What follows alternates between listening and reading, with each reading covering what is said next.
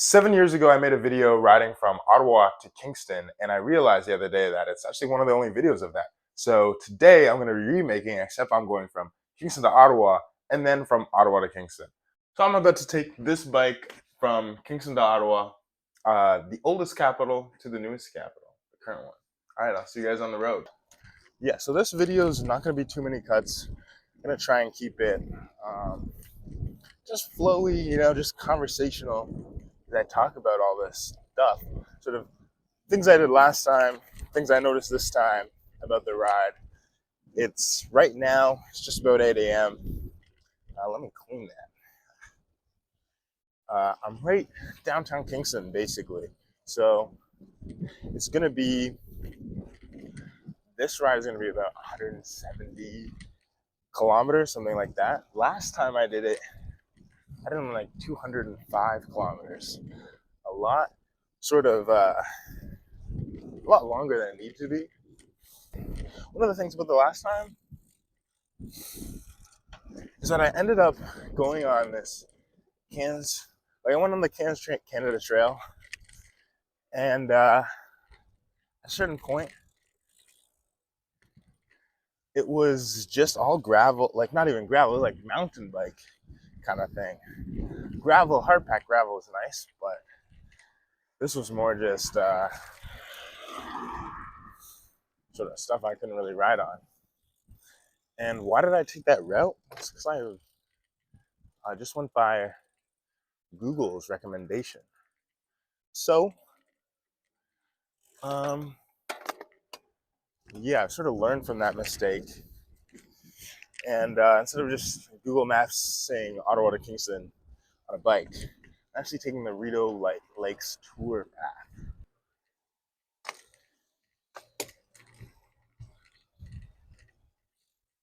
Yeah, so we're kind of in the nicer spots of Kingston right now. Haven't even really left. I've barely gone anywhere. It's about 8:10, so we'll start to see any cars. 8:10 on a Sunday morning. Pretty empty. Not much going on. Maybe I should even go this way through this little neighborhood. I just got outside in the main part of Kingston, and in this video, I got a nice downhill here. This is nice. Man, I gotta show you guys this. Later in the video, you'll see. I'll show and I'll talk at the same time. But hopefully it's not too windy. Damn. But yeah, so I'm no cyclist, by the way. I just sort of cycle for fun.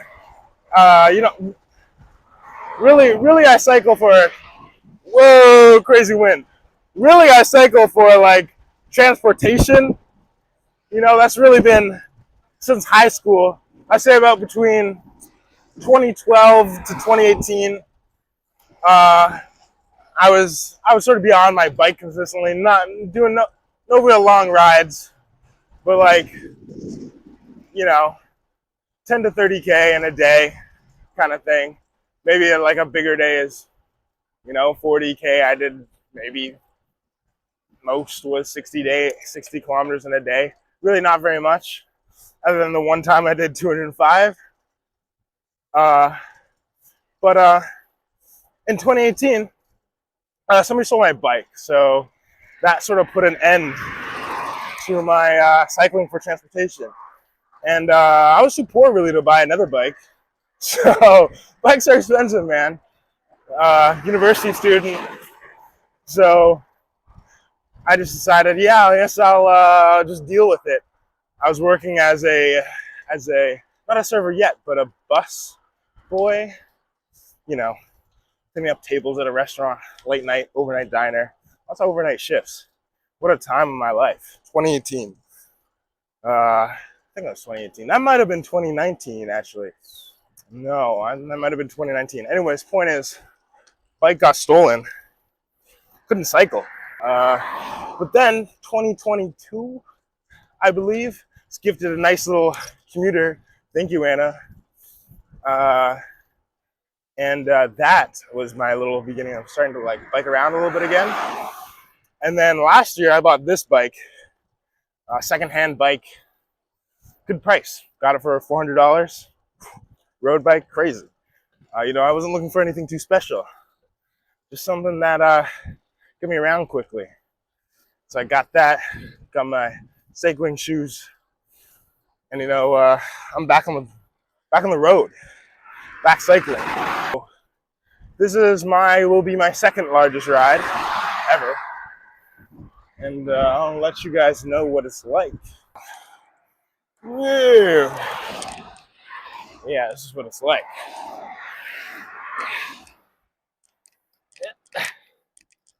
Yeah, just a little bit of a climb. We are not very far into the ride, so yeah, I'll check in with you guys later. All right, here we are. We're back. Yeah, so no professional cyclists here, pretty casual. Making my way to Ottawa, nation's capital. This is a classic route, I think. People do this route all the time. Me, it's a special event. It's something more like, I'm only going to do this. Yeah, so many times in my life I'm going to do this ride. So, I gotta enjoy it. Gotta record it, make a video, make something out of this.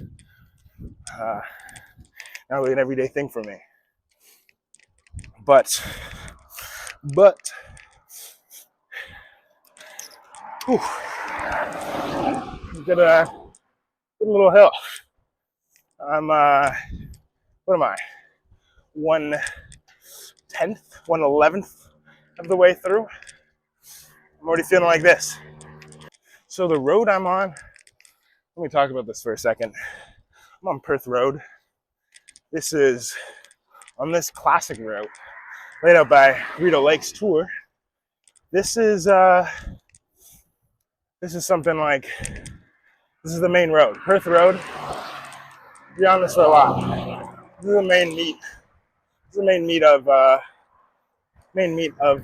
ride here. It's paved nicely. It's really smooth riding. I really do appreciate that. Compared to the last time when I rode, I just wasn't so comfortable. Until I got onto Highway 15. These other highways, pretty similar to this, honestly, except hillier, in my opinion. And I was at the end of my ride, so I was tired as hell. Somebody like me, I packed peanut butter and jam, peanut butter and jelly sandwiches. PB, a lot of PB. That's my initials, by the way. Peanut butter. I packed 5.5. Really not that much. I think last time I had 8 to 10. So I'm gonna get hungry too. Peanut butter, it's classic. It's really good. It's got some protein, a little bit. Not really that much. We're like, oh, peanut butter, good protein. Really? It's like 3 or 4 grams maybe for like 160 calories. No, I think it's like 3 per 90 calories. Yeah, it's all right. It's all right. Not the best, but with the jam, some good sugars in there. On top of that, I also got I don't be buying Gatorade, although I might on this ride, but I'm not a Gatorade guy. Instead, I got a bottle. This bottle this is a classic simple recipe. Got a little bit of table salt, a lot of water, some just white sugar, and lemon juice. Tastes good. It's natural. That's cheap. Cheaper than Gatorade. That's my go-to. I don't know, somebody probably told me that at some point. Man, you're so right. What am I doing drinking regular water? I was a fool.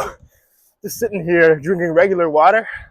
Oh my goodness. I feel like you're an absolute fool, buffoon. And honestly, I've been rowing for many, many years. Had a little bit of a hiatus there, but I've rowed for a long time. Been drinking water the whole time. Like 1 year ago, I was like, you know what? I'm getting tired during these rows. I don't have enough energy.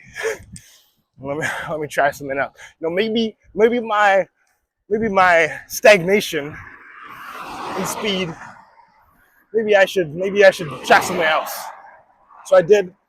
I got the sugar water and lemon juice. And you know what? Makes me feel pretty good. I think I get through those long, steady state workouts. Where you're just trying to put out consistent power for an hour. Get those power hours.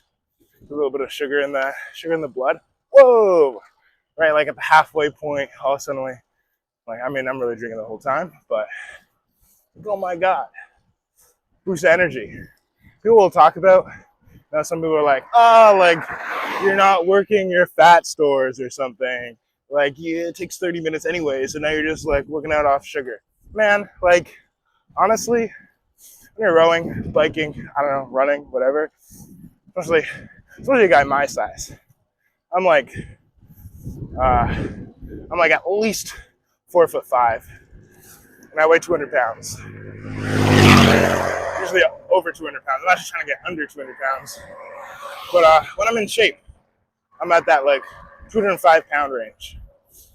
And you're burning a lot of energy. A lot of sugar. You're likely you put a little bit of sugar in your water and have that lemon juice. You're not just purely riding off of that. Just drink that sugar water. It's good. Make you feel better. Not everything has to be the biggest grind. Honestly, yeah. I wonder if you can hear all this stuff. I'm just yapping with no sound. Let me check this thing again. Yeah, green. If you like yapping, leave a comment. If you like me yapping, leave 2 comments. Or leave a comment, a like, and a subscribe. That'd be cool. Why not? Just going up on my personal YouTube channel. No big deal. Well, yeah, like not everything has to be a grind, You don't have to only eat water. Go for it. That was my mistake. My mistakes, honestly, throughout my athletic career, if you will, quite a few years now at this point. Like, I was always like, man, I gotta make every single thing I do as difficult as possible, or else I won't have the mental strength. I go in, watch those. I don't know if you're a rower, but you watch those rowing videos, and it's like rowing. It's all about mental strength. It's all about how deep can you push yourself, the mental fortitude to make it to the end of the race. If you don't have the mental fortitude of Hercules, and you don't feel like dying every single second of your life, you don't hate yourself, you're not going to be a good rower. That's kind of like the mindset I feel like that you get probably in a lot of athletics, but I feel like especially in rowing, you're like, if I don't want to die every single day of my life and every second I'm working out, I'm not pushing hard enough, And that mindset probably held me back, honestly. As I'd go into a workout and I'd be like, I want to die. I have no energy today. Every stroke today is going to be as hard as I can possibly go. Lo and behold, the number of times I've been sick. Still get sick a lot. Honestly, obviously it's multifactored. It's more than just the fact that I push myself every day. It's also the fact that I slept terribly and get a lot of sleep in university. So that most certainly played into the role. On top of that, didn't take no vitamins and was too poor to afford vegetables. Too poor to afford vegetables and fruit. Didn't take vitamins. Bad sleep. It was a recipe for disaster. Every single season I was rowing. Every single season. So how do I combat? How would I combat something like not having enough money to buy things like that? Just being boggled with school. Yeah, so how I deal. If you're a student, university student, like I was, athlete, whatever, if you're one of those, just take a chill pill. Honestly, that's my best. That's probably the advice I would give myself. I didn't know this was going to turn into a reflective advice-giving video at the ripe age, out of my young age. But yeah, no, I needed to relax a little more, just see the time horizon. Please don't hate me, but you know, I watched some of those Alex Hormozy videos, grind set, not a grind set, but I've watched all those things. But one of the really good things too that apply to more than just business that Alex Hormozy says, he's like, uh, when your time horizon, I said something like, when you have a long time horizon, you can achieve pretty much anything, like so much more than you expect. Obviously, you have little goals and things that come up at times, but don't tunnel vision yourself into the next race if you're an athlete. Just see the full time horizon. Uh, honestly, I would say think towards your biggest goal. Honestly, people say like make small steps. Yeah, daily, make small steps. But I remember, like, you know, the little things, you can fail along the way. It's not a big deal. Try and set your time horizon as far away as possible. Because, yeah, I would say this exact workout has to be as hard as possible. And I'm just like burning out every single season. Every single workout almost. Burning out all the time. Oh, this is a nice little cute city. Can I grab this? Oh my God. No, I can't. It's really on there. Beep.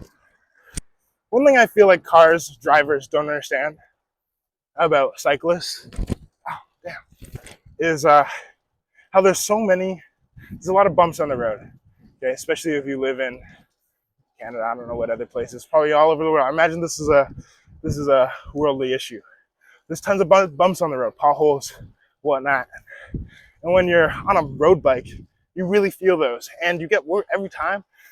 You're like, how's my bike? Okay, I probably hurt my bike. So you try and avoid all those.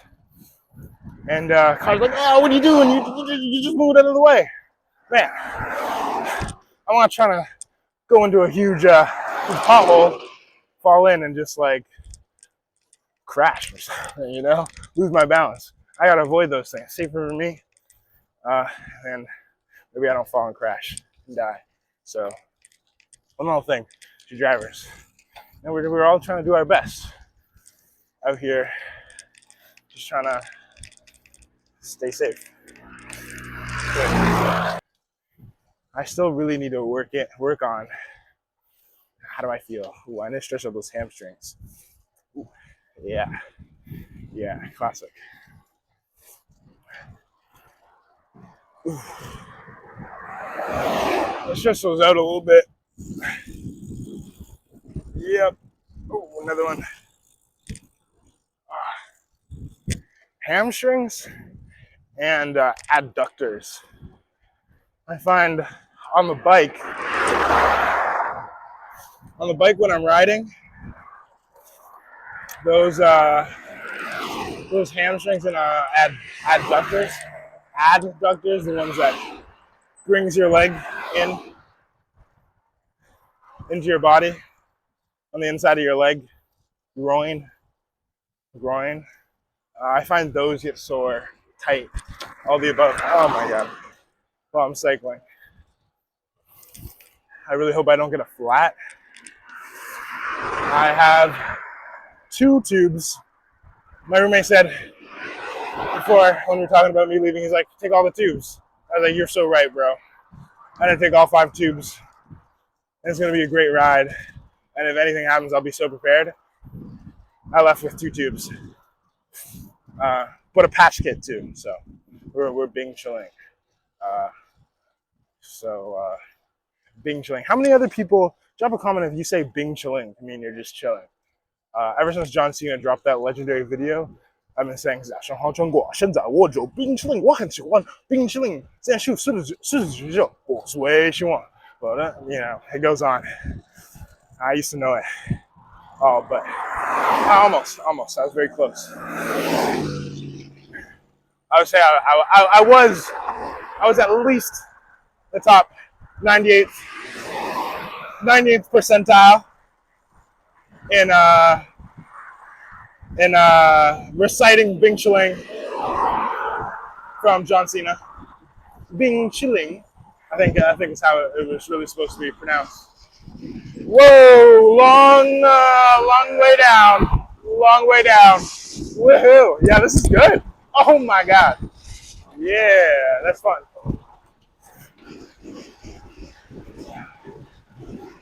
Oh,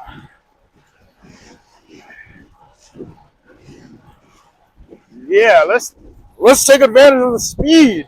Ooh, oh, look at the cows. Oh, this is nice. This is. Oh, I forgot sunscreen. Oh my god, I'm an absolute idiot. I forgot sunscreen. Oh, oh, and sunglasses. Oh my god, I'm gonna look like an old man soon. Not taking care of my body. They're gonna up. Some one day, somebody's gonna come up to me and they're gonna say, "Hey man, why do you look so old?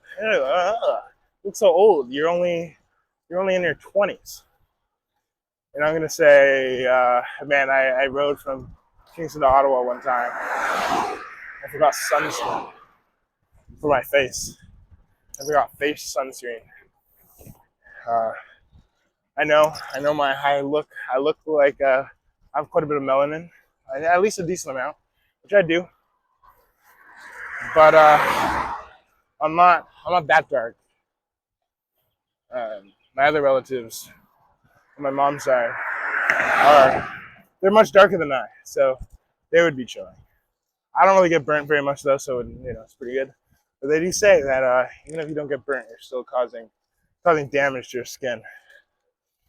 So I'm applying youth serum of sunscreen to my face.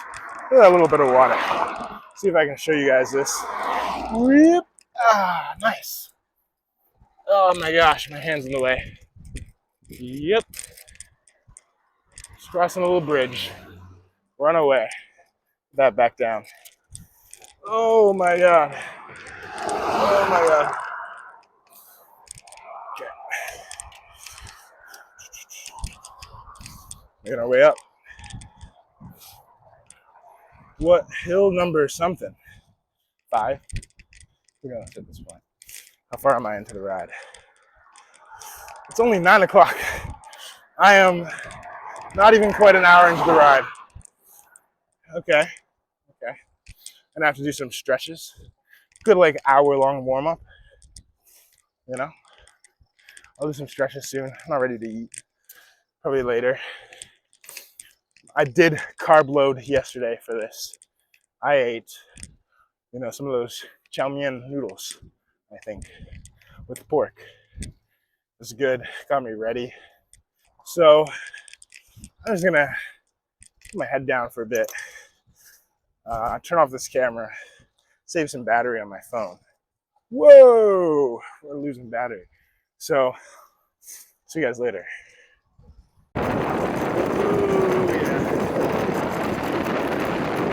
Yeah, this is nice. This is nice. I don't think I have my mic plugged in, but you can hear me. Yeah. I'm a little further into the ride than the last point. But this is one of the best things. This is one of the best things about Canada. Oh my god, I need to gear down. Holy shit. This is one of those things that Canada just has some very elite cottage country. It's one of the best in the world. Honestly. Some crazy cottages. And it's truly elite company. Never owned a cottage growing up, but who knows? I'm gonna invest one day. If I ever get that kind of money, and just get a little log cabin, a little cabin in the woods, build it myself, that would be cool. That'd feel really nice, something so nice of building something. You have that extra connection. All right, I need to put this down. Yeah. Oh my god. What the hell? Yeah. This is a pretty big climb. So these cars go by. Big climb. Big climb. Oh, I'm using way too much power to get. I should have geared down a little more. But I just wanted to get a clip, you know? It's not that big of a climb. I exaggerated. I'm sorry. I'm sorry. That took so much out of me. Man, we are 1 hour and a half in. I mean, I am. No, not we. You're not here. You're not here with me. It's just me and my best self. Actually, in fact, no one else is with me. I'm on this road alone. But I am 1 hour and a half in. And you're watching this video, so that's pretty cool. I'm more tired than I should be, really. Used too much effort for that hill. We're gonna see. No, it's all in the head, really. But that's nice. Just get out, feel the wind. Biking is pretty nice.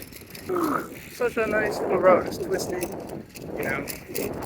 I don't know what's around the next corner. Oh, wait, 1 second.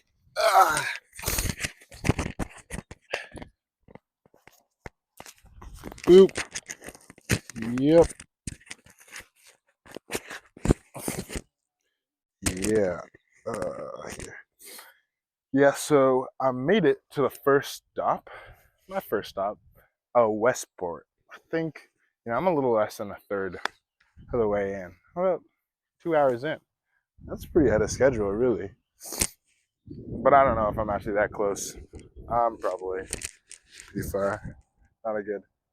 Not very good at that. But I'm just gonna sit here for 10 to 15 minutes. A nice little area. First stop. Showed my bike. It's landing on the side of the floor. Get out my peanut butter and jam sandwiches. Does anybody else, when they ride, left pinky toe? Left pinky toe goes numb for me. I don't know exactly why, but it always starts going a little numb. Just on cycling. And just on this bike. I didn't have it on my old bikes. So, I don't know what I need to change. I don't really know things like that. Mm. Mm-hmm. Mm. Mm. Mm-mm-mm. I had the same feeling in my last video when I was eating. I was just like, enjoying the peanut butter. If you're watching this, tell me, what's your favorite ride snack? Oh, this banana. Like, I need suggestions. I'm going to be doing a lot of riding because I'm going to Mexico. That's not why. It's not because I'm going to Mexico, but I am going. On the way, I'm driving there. So, because I'm driving there in a school bus, I'm driving to Mexico in a school bus, I'm going to do some bike packing as well because I'll have space for my school bus, for the bikes. Me and Connor, we make up two-piece. This is a good time to say. Two-piece. I have another YouTube channel called Two Piece. It's on YouTube. We are documenting our bus build video, our bus build, converting our school bus into a RV type thing. You're gonna be able to watch that. New video, new actual edited episode of what we're doing every other week, and a long format version every other week too. So a new video every week. The long form is probably something like this, but not really like this. But we're just chatting, talking about it's like unedited, long video. Phil Brule rides a regular distance. I should have brought jar of peanut butter, a loaf of bread. See, back in the day, No, let me finish this thought on the road. I'm gonna get back out there. I got a climb to do, but I have something to tell you guys. Okay. Whew. Yeah, it was a big climb. Uh, that's a big climb. Just for like, literally 30 seconds back on the road. Oh man, you can't even see it. Oh man. I know, it's covering my face. No, it's not so nice. Let me just check the battery and let's make quick. Oh, we're being chilling. Yeah, no, I'm sorry. There's a lot of sun. But man, that was a hill. You know, I thought the hill ended. And I was like, oh, let me get on this. Let me say what I was gonna say to the peeps. And the hill kept going. I saw these people. I was like, I'm like getting to the top of the hill, it's flattening out. These people are just not pedaling. See 4 other cyclists. None of them. They're just down. Holy shit! How do I keep this up?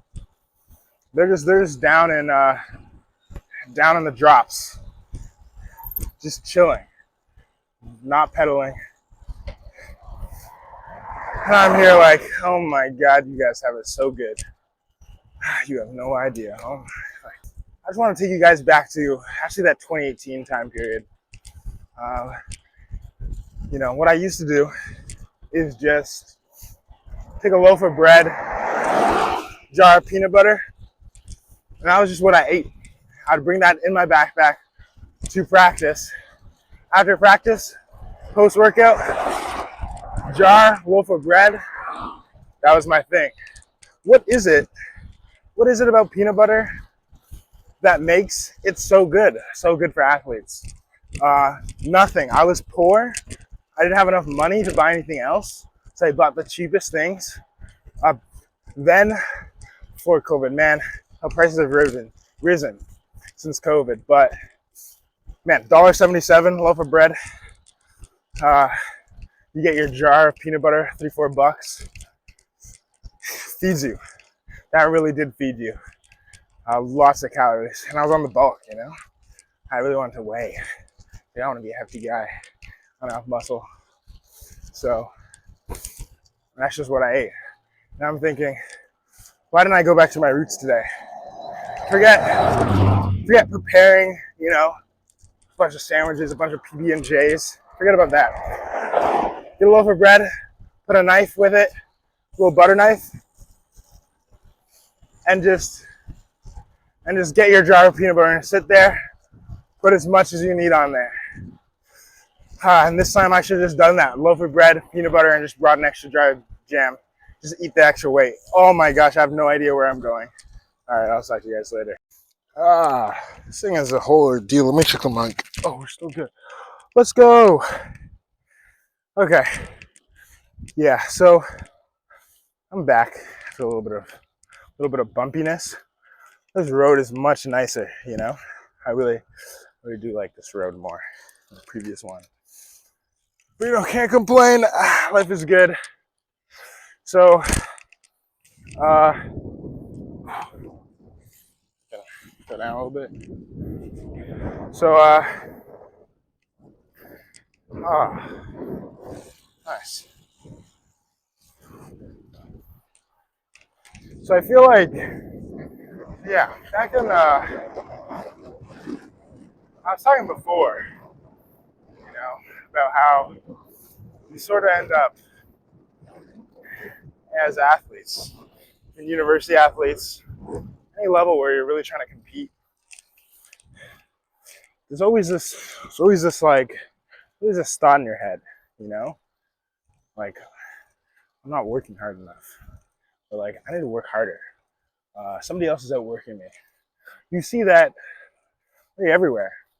You know, like Kobe Bryant being like, I saw the guy in there working out, so I showed up 3 hours before him, and I stayed there until the next day.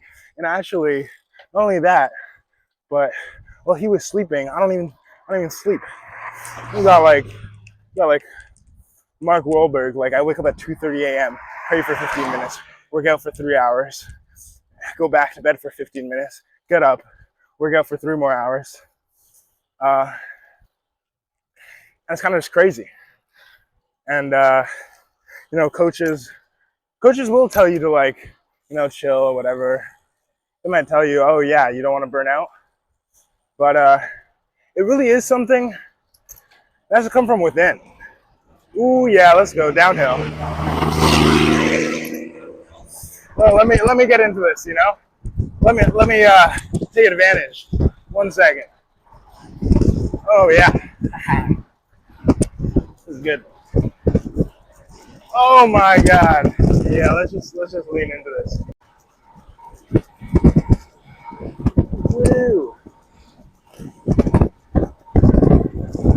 Wow, we are going fast. Oh, my mic is still, yeah.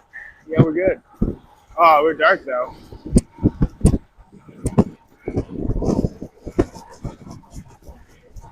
Yeah.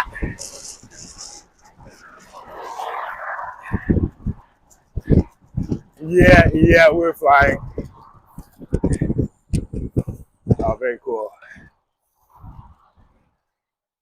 Oh, now we gotta climb. All right. Yeah, it's so easy because everywhere is telling you, like,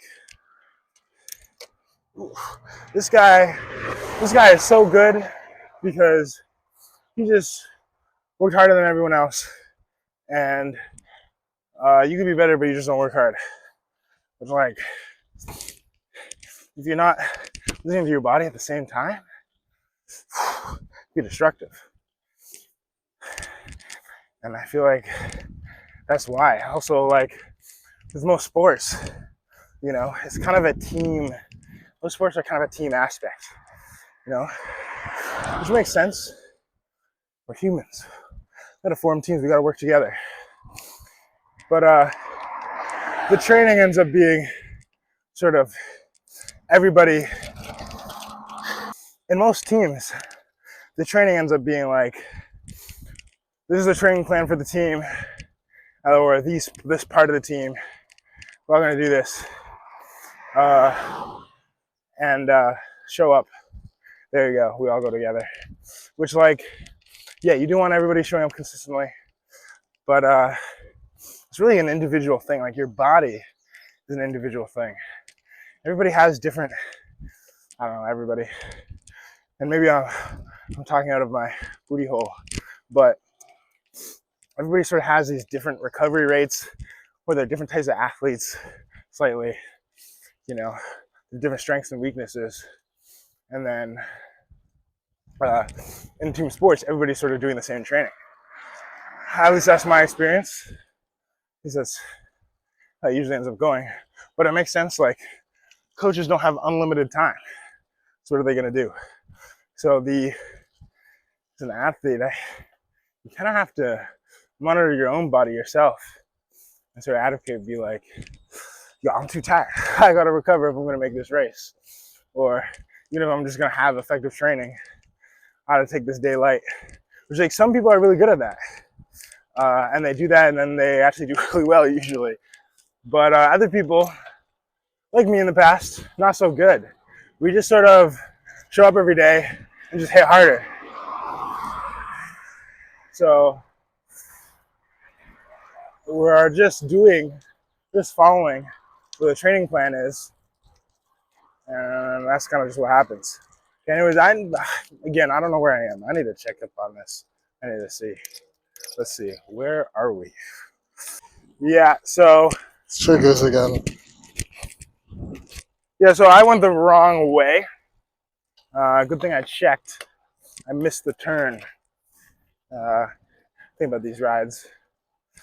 I just get carried away in the moment. I'm feeling this. All right, that's the road. Is this the one? Athrop Road, Ritchie Side Road. I think it was this way. Make another check.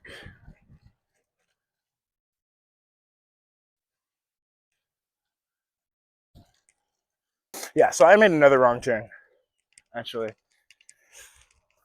That's just how it goes sometimes. You go too far, you turn around to take the right turn, and you take the wrong turn. You know, happens all the time. No biggie, no biggie. Um, this is stuff. Yeah, let's relax a little bit. I've been going too hard for the last little bit without really paying attention. Yeah, I'm tiring myself out. And I still got like what, 5 more hours?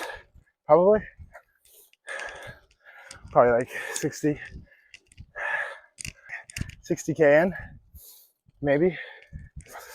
Got like 110K. Some climbs. See how long this actually takes me. Oh, wow. But then you know, you get the university athletes, they're done, and they're like, it's time to do triathlons. That's how it goes. At least I think a lot of rowers do that. It's either time to do triathlons, or you're a heavyweight and you're like, I just want to cycle. I don't want to go running, and I don't actually really know how to swim. Spent all those years on a boat on water, but never really got in the water. That's actually me. I don't know how to swim really. So I'm one of those heavyweights. And then you have the lightweights who just start running, and they're like insane. For some reason, they're just so good at it. So last time I did this ride, it was last time I did this ride, I did not, you know, this still has some climbs, but man, Highway 15, I don't know what it is. There were some, those are up and down, and this one's it's had some climbs, but it's much chiller. The roads are overall paved the whole way, whereas when I did this last time, I was on some pretty crappy trail. But this time all paved so far. About 2/3 of the way, or a third of the way in, you know, it's all paved. It's nice. Drop some comments. If you actually watch this, please leave a comment. Tell me what I should talk about. Give me some ideas for next time. I think I'll make another one of these on the way back. Yeah, good work, Phil. You're doing it. Not a shake. Come on. You can do better than that. I'm 2 years in college and 3 lectures when there's this guy. Maybe I do live stream. Oh, I can do like a thumbnail picture. Bacon burger, cheese lettuce. Number 3. That was not funny. That was lame. That was lame. Man, you know what this makes me think of? You know, just chilling on a bike. For some reason, this guy Fabian pops into my head. Fabian, if you're watching this, man, I can't believe you're watching this. Dope. welcome. You're watching this. This is dope, dude. How's France? He's out there in France. Great lightweight rower. He is one of those guys I was mentioning. You know, he stopped rowing for a year. He's a guy, you know, it's hard on the body. I'm turning to old man, you know. I'm 30. I'm like, yeah, you're really not that old, dude. But so he started just running instead, and he just ran every day. You couldn't take the athlete out of that guy. He was one of those guys, the athlete's just in him. Can't take it out. And so he started just jogging just because. Halfway through the summer, you know, he's helping us coach us as we're rowing. And he's like, you know what? Fuck. You know, I need to row. I need to race. That's what he said to him. That's the internal monologue that I'm imagining in his head. And so he, oh my God. And so he did. He was like, it's time. He saw one of his friends, this good guys from Toronto, Andre. He's like, hey, yo, Andre, you and me, we're good rowers. We're retired. I know we're retired. We're not in our early 20s no more. But we could do some business.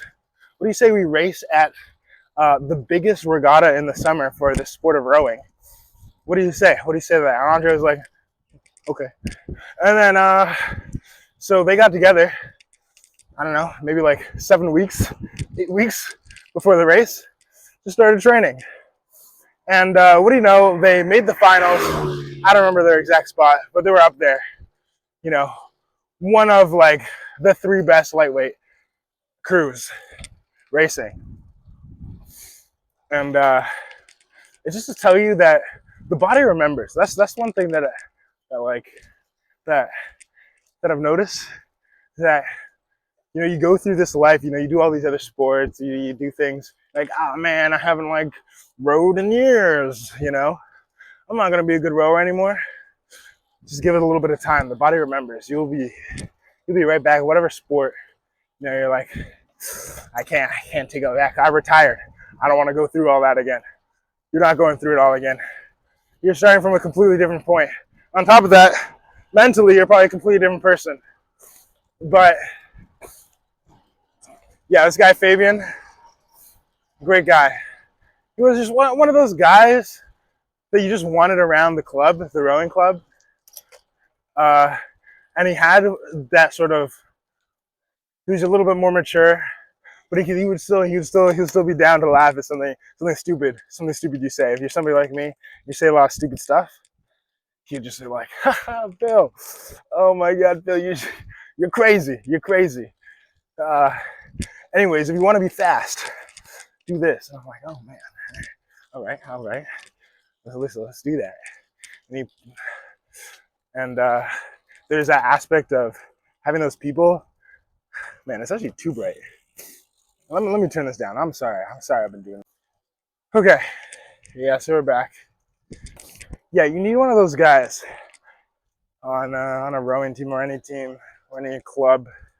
One of those sort of more mature guys who's not a coach, but he's just one of those guys you can sort of look to for those sneaky little tips, that a coach might not put in there. And I really aspire to be like a Fabian, to be honest. Being a Fabian, I'd love to be a Fabian for some kid out there. Who knows? That'd be pretty cool. But and I need to stretch this stuff out. Ooh.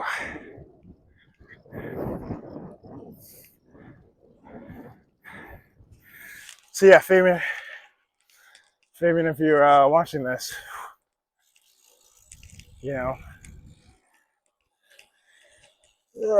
thanks for being you, man.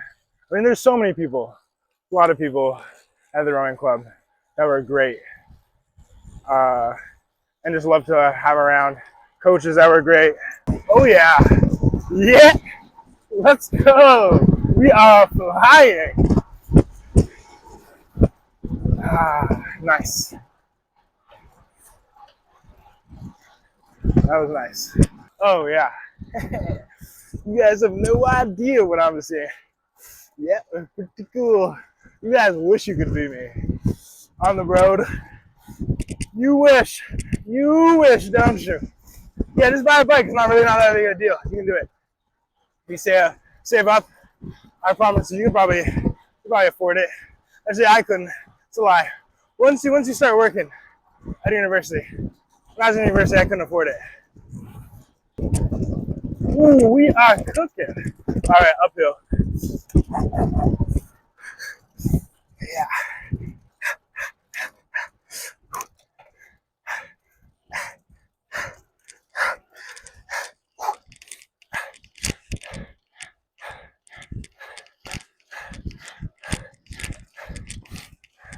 It's no way.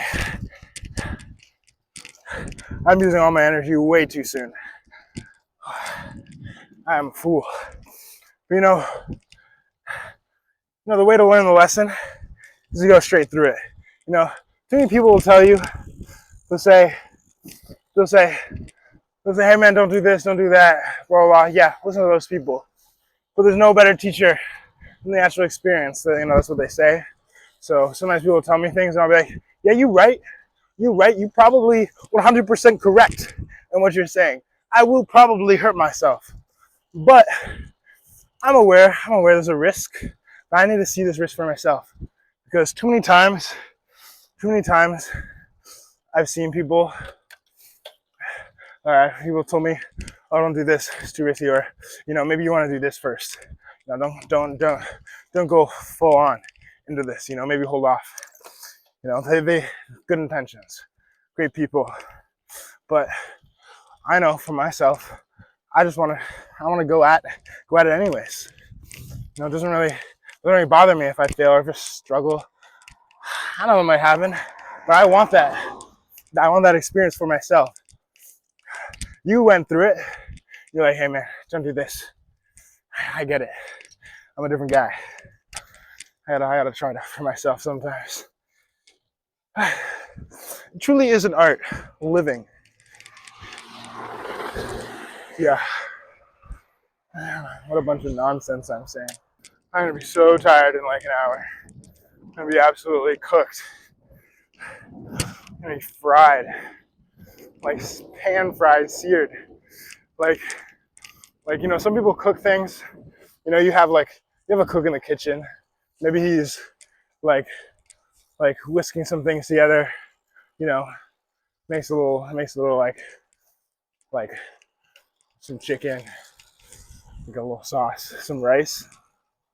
He's just cooking. He's just in there cooking, and that chicken's cooked. But I'm more like, imagine in a Chinese restaurant. In a Chinese restaurant, and they got the wok, and there's a bunch of oil and like peanut oil, and it's just all over the place, and you just see, that's gonna be me in like an hour or two. I'm gonna be absolutely fried, not just cooked. Cooking is cool, you're cooked, it's cooked. No, I'm fried. I'll be fried. Not yet. I'm doing great though. I'm just mulling, just spewing nonsense. You never know what this mind is capable of. So only find out when we get there. Oh, whoa. Oh yeah, let's go. We're back. We're going flying. I can't help myself. So that's the issue, Like, I work on that self-control aspect a lot. I'm like, I need to control myself. I need to be like a monk. I need to, but it gets to the moment, I'm like, oh my God, this is the greatest thing ever. Like, I have to do this right now. This is so awesome. That's where I'm at right now. That's sort of my headspace. And like, I have to go down this hill as fast as possible because it's so fun. Yeah. No, this is too good. Oh. Ooh, ah. Yeah. We got the climb. We're gonna make it.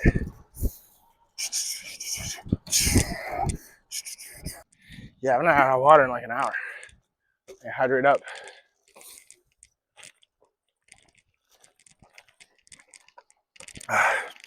Also, in general, it's supposed to be better to take those small sips of water and then drinking all your water all at once.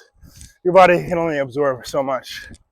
You can't just infinitely, there's got to be a cap of how much water you can absorb at once. Some of it just passes through you if you have too much. So I think it's like maybe this kind of thing. Take some sips every 30 minutes.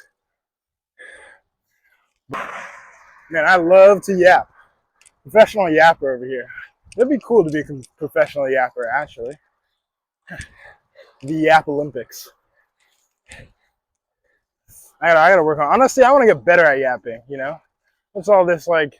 Bro, you yap too much. This guy yaps too much. What about? I don't yap enough. What about?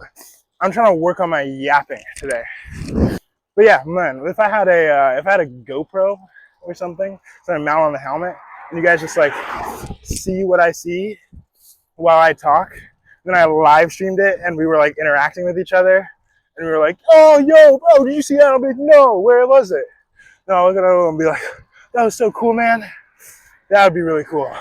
So if you want to see that happen, subscribe. and like and share. Oh man, my legs are getting tired. Hit the point. This section, this is sort of the mid section. I think we're gonna get into the grind a little bit soon. So yeah, I'll have to go through that soon. Legs getting tired. I just finished the high of like, oh my god, this is great. I'm having so much fun.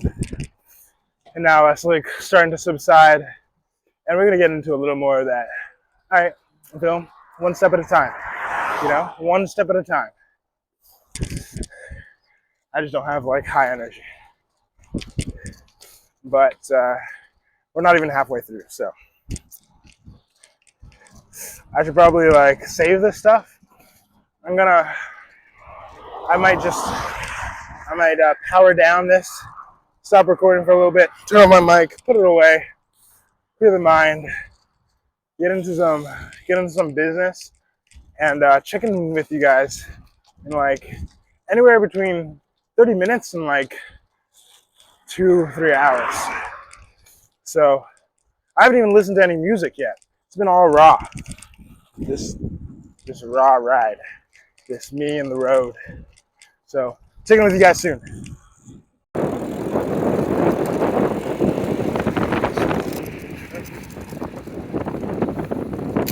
Should be back online. So yeah, it's been a little bit. I don't know how long it's been. Could have been an hour, could have been 2, could have been 2.5. So we're like halfway, maybe a little more over halfway. We might be a little more over halfway. And I feel pretty chill. I got to this little town called Perth. Seems about the halfway point. I'm not sure. But it's pretty nice. There's some pretty nice looking town. Canada's got a lot of these just cute old brick style towns. We got like, when the town got a little stream running through it. Exactly. We got a lot of that stuff here in Ontario.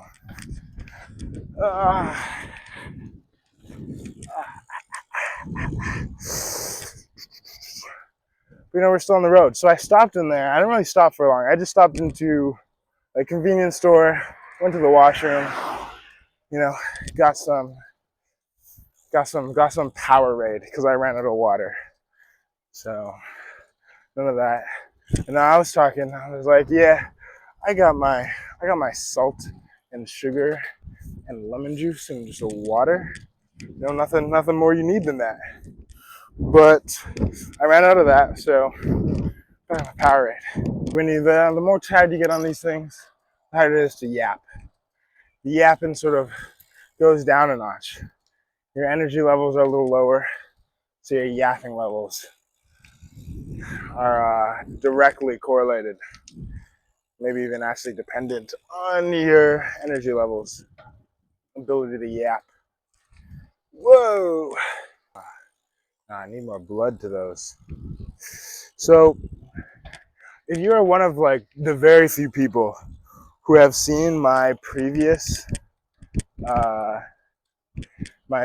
video riding from Ottawa to Kingston, you'll know that at the very end of that video, if you made it that far, I mentioned how, certain areas of the male body, actually the area below, was numb.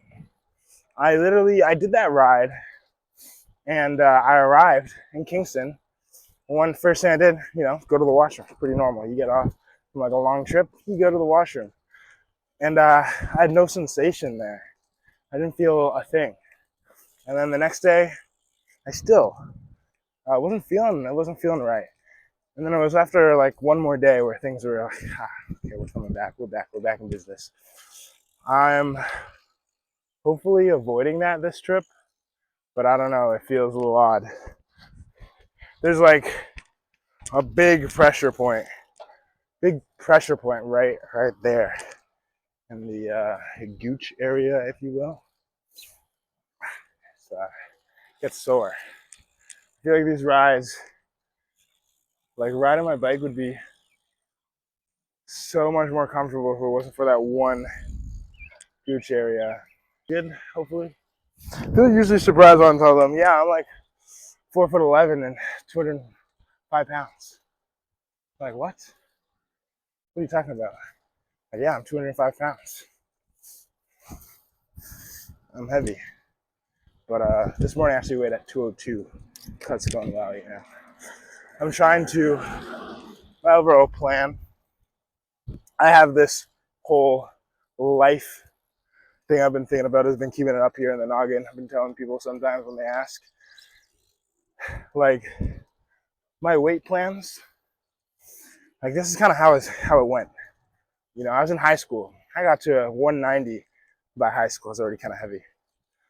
And then went to university. I was rowing. I want to get big, you know. I'm like, oh, I got to be muscly. So I went up, you know, 205-ish. And then stopped rowing for a bit and just hit the gym. It's like, I got to get huge. Got to 230. Yeah, I was heavy. Chunky. And then I decided, I was, you know, one day I was chilling. I was like, I need to jog down the street. Barely do it. I'm like, I'm too heavy. I gotta lose some weight. So then I cut down to about 210-ish, 215. I sat up there for a while and then just got back under rowing and I was like, set back into that nice 205 range. And yeah, so 205, 200 sometimes is where my weight's been. But when that's still quite a bit of weight to put on your joints, even though it's, you know, large, very, very large percentage muscle and useful weight. I want to have some wiggle room as I get older, you know. I don't want to be 200 pound 65-year-old. I want to be like a 180 pound 65-year-old. So I got to start getting there soon. I gotta pre-fire that. So I'm trying to get to like 190, 195, save those joints, the heart, all those other things. But like just do a little better with just a little bit of less weight on the body. You know? I want to be springy. I don't want to be weighed down too much. So ideally right now I'm trying to get to about 190 so that on a bad day I'm like high 190s and I'm still under 200. And then maybe, you know, if I get to 190, 95 this year and later on, you know, I'm 190. By the time I'm 40, in that 40 age, I'm gonna make another little jump and try and get into the 180s, sit there for a while.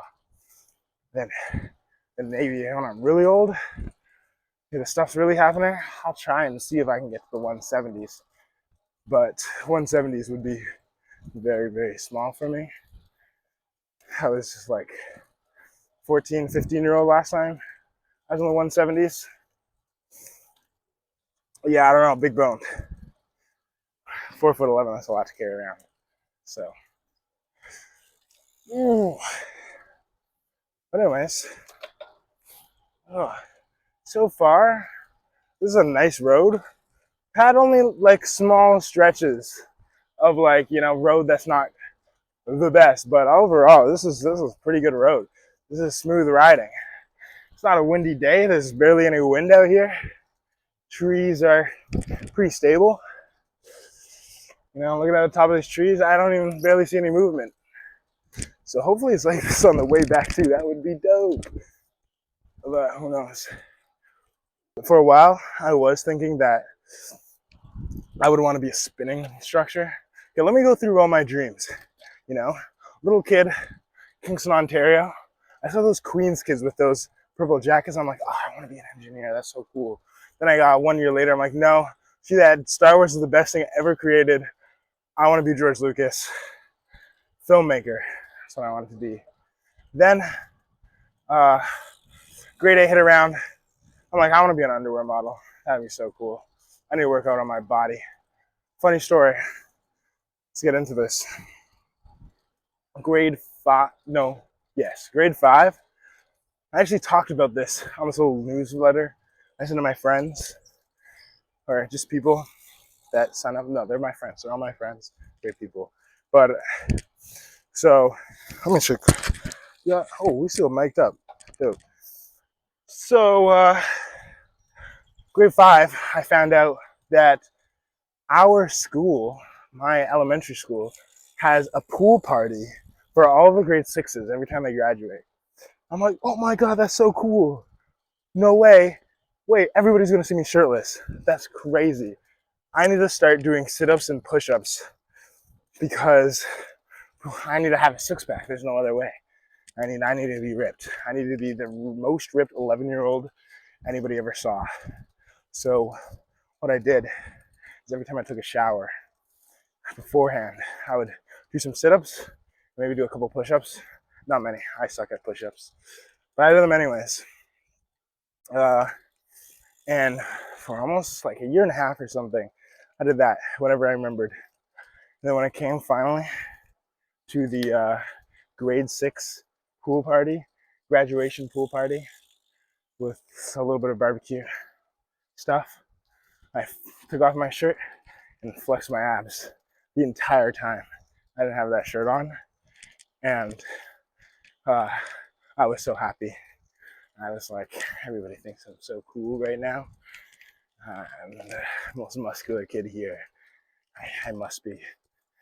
Out of the 5 total other male grade 6s in my class. So that's a little story how that started. But anyways, that sort of goes into grade 8, where I wanted to be an underwear model because I kept up that mindset. I was like, if I don't look like this guy we're seeing, I forget who it was. Was it David Lade already? When I was in grade 8? I feel like he's my age. So I don't think I don't know. One of those kids, like Z's. Let's say like Z's. Rest in peace. Or Ziz, but Z's. Yeah, I was like, I gotta work out. I gotta be mirroring. So I sort of did stuff every once in a while, not very often. I was pretty uncommitted. But no, I did do. No. I would do some push-ups from time to time, some sit-ups, whenever I could remember. And then in high school, threw myself into rowing. But I've always had that slight itch to become an underwear model. And it stuck with me my whole life. I would still be an underwear model if I could.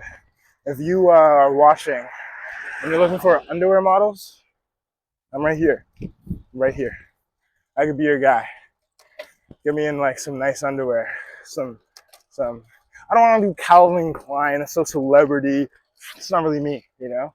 More like, no, not like I want to do Joe's because this is like Loblaws. I'm gonna do some like niche thing that nobody's ever heard of.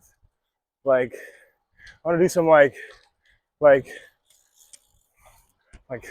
some little brand, like some guy, and it's like some guy started and he's like, oh man, I just really like the way there's like the hole in the underpants are like just a little more off to the left, and it's just like slightly more breathable down there. And then I'll be like, I'm your guy to promote, to be the underwear model for that. And it'll be called like something like Breathies or something, like the most breathable undies on the market. And it'll just be a picture of me, but you won't see like my head. You'll just see like neck down. And I'll tell people if it's like there's an ad somewhere, I'll be like, that's me. They'll be like, Phil, you're such a jokester. I'll be like, no, that's really me. Like, all right. So it'll be like a little side hustle one day. No one will believe. Whatever. All that matters is that I want to do it, that it makes me happy, that it itches my soul. Ooh, we're really cooking now. Ooh, hello, lady, with the little dog. Have a nice stroll. Hello. Hi. Nice seniors. Seniors, senior citizens. It's no wonder that they always seem. No, they don't always. There's some pretty grumpy senior citizens, but there's quite a few. The ones that go outside. The senior citizens that you see walking their dog, the ones that have something, there to take care of, they're pretty happy. They really, all that wisdom really pays off when they're older. There's a lot of happy seniors out there. I want to be one of those. Sees a young chap walking by, and I'll be like, "Hello, young sir. Where are you off to?" And we have like apple glass on their face so they can't hear me, and they keep walking. And I'm like, whatever, kids these days, always in their virtual reality world. I'll be like, when I grew up, I had an iPod Touch. Okay, imagine that. Ran out of battery in just like short 3 hours. Okay, you with your Apple Glass, like solar powered infinite battery life, Apple Glass. You don't know what the struggle is. You didn't grow up in the 2000s like me, old man.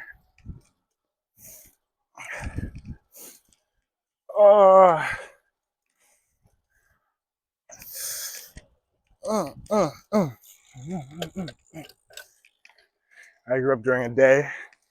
I grew up during a time.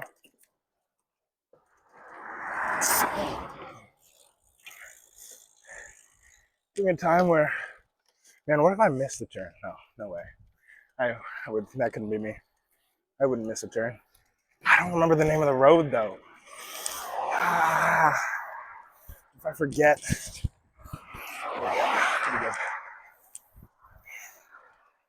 Battery here. Ooh, not bad. Battery check. Duck eggs for sale. Ooh. There's a lot of really nice little. I do like the little guy. Should I let you guys in on a secret? You made it this far in the video, but I haven't like literally cut everything out. This is probably pretty far into the video. Who knows? This could be a long ass video. But like, secret. It's not really a secret. I tell everybody I can. But I want to be an old man, right? One day. Hopefully I live that long. You never know. I'm going on a lot of adventures. Follow at 2 Piece Adventures on YouTube. But one of those adventures could be the end of my life. I'm prepared. I've lived a pretty great life so far, so it's okay. Sometimes Connor and I will talk about, how funny it would be if like the way our lives ended, so we got eaten by a whale or something. It's like Phil and Connor we're out surfing, on their surfboards, and they just got swallowed whole like was it Jonah? No, I don't know. They got swallowed whole, and that was it. It's the last you ever heard of them. That'd be funny. But ideally, I do make it to be an old man. And when I am an old man, look at these farmers. I want to have a tea shop.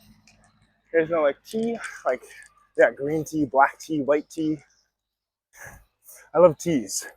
I really do love bubble tea too, which actually in Perth just a little while ago I saw ice cream, bubble tea, and other snacks in the shop.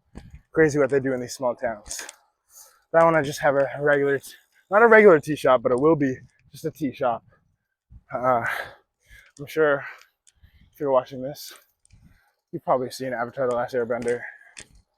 I want to be like Uncle Iroh in the Earth Nation. Oh, nice, another cyclist. I love to see that. But yeah, I want to be like Uncle Iroh, but not exactly the same, because I want to have my own shop where the shop might just be closed for 3 months, and you're like, what the hell? And it's like I'm off in North India, spending some time with some monks as a 70-year-old to learn with this monk that I once met on my travels, who has this very special type of tea, because one of my clients who went into this tea shop came in and was like, I really did hear there's this crazy tea in North India, and it has these notes of jasmine, but it's not quite like that.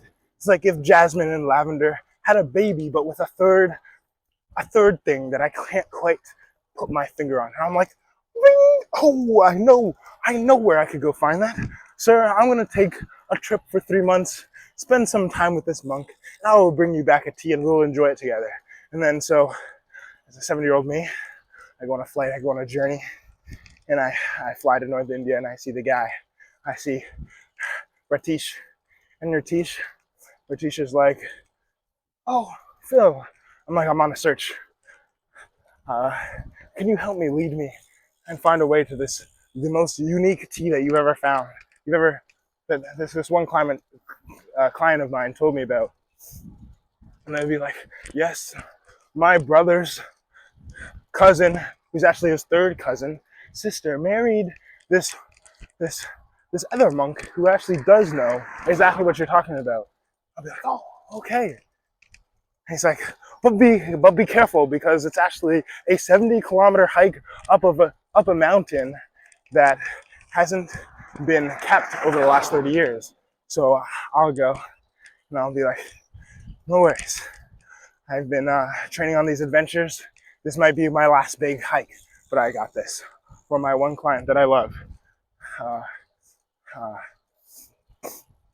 Jeffrey. And then I'll go on my 70-kilometer hike, and I'll find this guy. But along the way, there'll be some trials and tribulations. It'll get really cold, and my old bones will struggle. But I'll find somebody along the way who has like a little cabin and a warm fire that's crackling. And I'll smell the whiffs of campfire in the mountains in India. I'm like, who's this guy? And I'll be like, come here. I've been meditating for 3 hours because it's that this time of the month is when I meditate.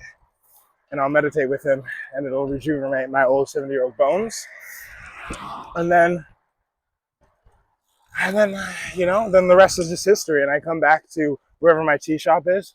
Could be in any country in the world. And I bring it to my client, and I tell them all about the stories and the things that I saw in India. And I'll just be this wise old man. My client will be maybe he's a little younger than me, maybe he's 55, or maybe he's a little older than me, and he's no longer able to do those travels. And he'll drop a little piece of wisdom, and he'll say, when I was in my 70s, I was thinking, I have to slow down, but you don't, Phil. Phil, keep going. I can see the light in your eyes. It's not dead yet. You have many more years to live. So that's just a little bit about what I want to do when I'm 70 years old. Wow. Oh.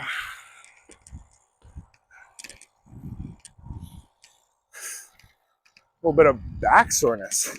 Let's get up. Let's get up on these pedals. Yeah. Let's go.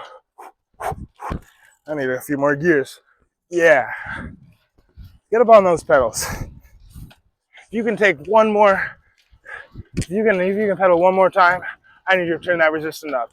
Let's go. Can you feel the music? Music. Can you feel the Can you feel the That was a great run there, guys. Keep it up. I can't wait to see you guys next Thursday. You guys are my favorite class. And invite them to this class, because nothing's better than spinning. We're seventh line Beckwith. That's my turn. I didn't miss my turn. Oh my goodness. Yeah, let's go. Woohoo. I didn't miss my turn. Some things do change. Some things do change in life. Sometimes you do just get better. You did it, Phil. You son of a gun. Remember the turn. You didn't just ride right past it. And you were in the middle of pretending you were a spin instructor. You surprised me. You surprised me, big guy. You surprised me. You did it again. Who knew you'd be this cool? But now you know.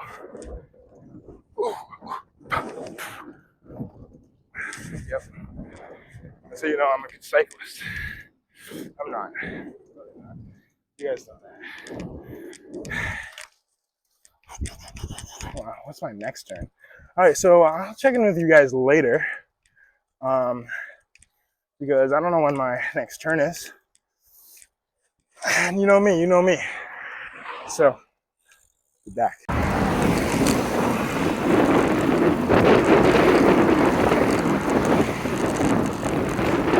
We're actually not that far, because I'm going only to Canada, actually, which is like another 25 kilometers from like downtown Ottawa, where I used to live. So it's like 25 kilometers before that, which is like, it's probably still like, it is like the 170 kilometers, I think, is from downtown Kingston to like Canada-ish. Maybe a little closer than Canada, I'm not sure. But still probably 170 kilometers. But I'm not that far from Carleton Place. So I basically got to go up here, turn on Highway 15 for a short second, then turn right on the next street, Bex with Ninth Line or something. And I'm basically done. These roads on this half, so nice. These roads are super calm, they're super chill, and super chill riding. But I'm like gotta be like 2/3 or close to. I'm pretty much at Carleton Place, so you know, it's been pretty good. I've been wondering, like, how much am I burning? You know, how much am I burning as a 4'11", 200-pound guy? I know I've like it's got to be at least like 500 calories an hour. Depends how fast. How many watts? I'm not putting down that many watts, but you know, if I ride for 8 hours, which I don't think I'm. Hey, yeah, I'll probably be, because 8 till 4, probably be another 2 hours before I'm done. So, yeah, 8 hours, 500 calories an hour. It's like 4,000 calories burned today. You know, I'm still on the cut a little bit, so that's pretty good. Which, like, my things of sugar, my sugar water thing is probably like 200 calories each, maybe 250 at most. That's like 500 calories plus another 400 for these Powerades. Probably not that much, but it's like 800 calories of just sugar. Kind of a lot of just sugar.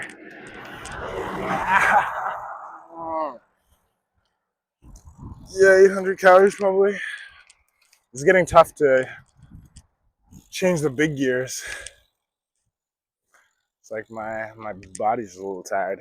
But honestly, I feel way better than last time at this point, I think. Last time I took a break, probably at this, probably a little closer still. But let me tell you, I was cooked. I was not feeling good. I missed the piece already. The piece of the small highway, so I miss it. Take me back. Take me back to the smaller roads. But, you know, highways are good because, you know, you get like cars going really efficiently. But what they represent, there's so many of them. You ever watch the channel Not Just Bikes? You ever watch that YouTube channel? If you've never watched Not Just Bikes, you should go watch it. And you'll know exactly how I feel about cars and North America. And why I kind of want to explore the rest of the world rather than spend my time in Canada. So yeah, if you're here on the video, amazing, absolutely incredible. Tell me what you've thought so far. Tell me what you think I should change, what I should talk about. Goats. Oh, let me tell you a story about goats. Cute. I like animals. So when I was about 5, one of the only concerts I've ever been to, it was a Harry Connick Jr. concert. You ever heard of Harry Connick Jr.? Harry Connick Jr.? It's like basically American Michael Bublé, because Michael Bublé is Canadian, but Harry Connick Jr. was in Canada, and he sort of predates Michael Bublé, and same kind of thing. My mom and I went to a concert, and my mom loved the music so much, just dancing so into it, um, which is an interesting thing to do at a Harry Connick Jr. concert, actually. Um, you know, people aren't usually up out of their chairs dancing with the producer or something. Some guy from the team went up to my mom. He's like, "You and your son, come with us. You guys should come to our Montreal show."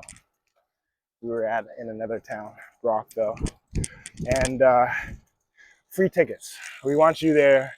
We want the people to know how much they love Harry Connick Jr.'s music. So we go there. I think it was actually maybe Quebec City. I think it was Montreal though. I don't know. So we go there. My mom goes to the store. We go to the store and we get almond butter and a T-shirt of the elementary school I went to. Same one that I did sit-ups to look ripped at. And so we go there, and we get to the end of the show. Great guy, great show. It's like Harry Connick Jr. is like, "I have somebody very special to bring onto the stage. Could Philip Abu Mitchell Brule, please, and his mother come onto the stage?" And so I'm 5. I don't know, big stage. Okay, I walk up. They bring me backstage. They're like, "I'll be right back." Everyone's waiting. We go to the back. I have my almond butter. They say, "Come over here, up these little stairs. We have something for you to bring on the stage." It was a goat. Now, what is the significance of a goat at a jazz musician singer's concert? I have never figured that out. I've been thinking about it for years. Why a goat? Why did he want me to bring a goat? That's cool. Onto the stage. I don't know. But he may be asking the same thing. Why did this 5-year-old child give me almond butter? Almond butter. Not peanut butter. Kids love peanut butter. They play or they stick their hands in. But almond butter, it's not even very common. So, anyways, I walked gingerly onto the stage with a goat, and I stood and waved to the crowd, and that was it. That is my story about goats. Not many people from my generation use Facebook. It's pretty much at this point. If you're like a Gen Z, if you're like a Gen Zer, it's like, which I am, Gen Z, Gen Alpha. Gen Alphas are way cooler. It also sounds cooler. Gen Z, I don't know. But, yeah, we don't use Facebook. We don't use Facebook like that. If one of us are using it, it's actually kind of a little bit weird. If you're really using Facebook at my age, you're like, why are you on there? You should be on Instagram. But, it really doesn't matter. At the end of the day, who cares? Maybe it's kind of like flip phones. It's kind of like cool maybe if you use Facebook. It's like, what are you doing? It's kind of cool. It's weird. But yeah, Gen Alpha though, they're so cool. See, a lot of people, I feel like, other generations will be like, guys, you don't understand. My generation, 80s kids, it was a way to be. It was the time of cassette players and good music. And people from the 60s are like, good music. It'll make me laugh. But here's my take. What I have to say about Gen Alpha. Gen Alpha is even cooler than us. I'm sorry, guys. I'm sorry. You see those kids in school these days? Maybe they're actually part of Gen Z. I don't know. But you see kids, and every one of those kids, they're looking different. They don't look the same as the kid next to them. You know, you don't see like 30 kids, 20 kids, 10 kids pull up, all with the same like Vans and like tucked in shirt, or like snapback and like Bieber cuts. You don't see that anymore. You're seeing individuality. You're seeing kids with different colored hair, some kids with different piercings. They look different. They got different clothes on. Some kids got like tech wear. Some other kids got like baggy clothes. Some kids got like anime shirt. They're like unique. I don't know. I feel like they're just doing things, whereas like us Gen Zers sometimes, we have older Gen Zers, we're like in high school, maybe we didn't even think about that. This ride's mostly done. I'm in like the Stittsville area. This is like the last sort of area for me. And this ride is over. So this last little bit maybe just is with these rides. Wasn't quite as nice. No big burst of energy, just try and spin those wheels. Really go slow. These last 30, 40 minutes. So I really can't complain. I get stretching. Oh, I'll be done by 4. That was 8 hours all said and done. Breaks and everything. I haven't put on music. I might just listen to some music and just really chill. That'll be nice.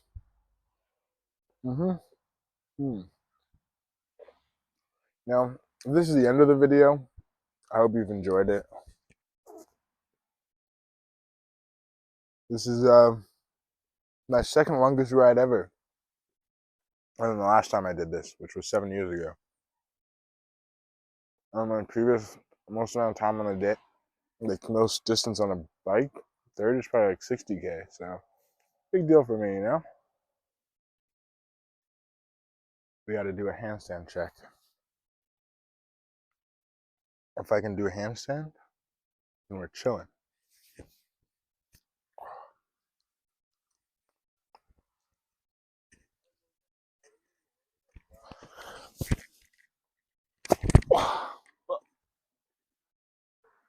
One more.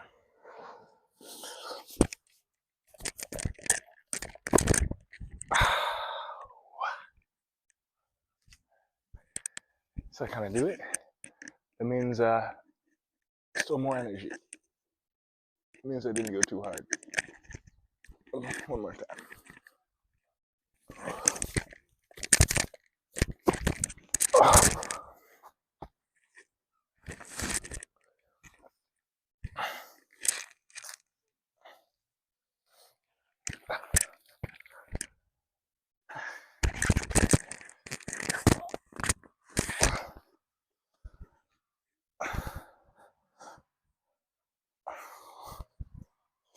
Man, my head hurts. That's enough. It's really enough. It feels good. End of almost 8 hours of riding. I did the ride. I feel actually pretty decent. Yeah, guys. You guys can see me the ride. It was cool, man. Yeah, ciao for now.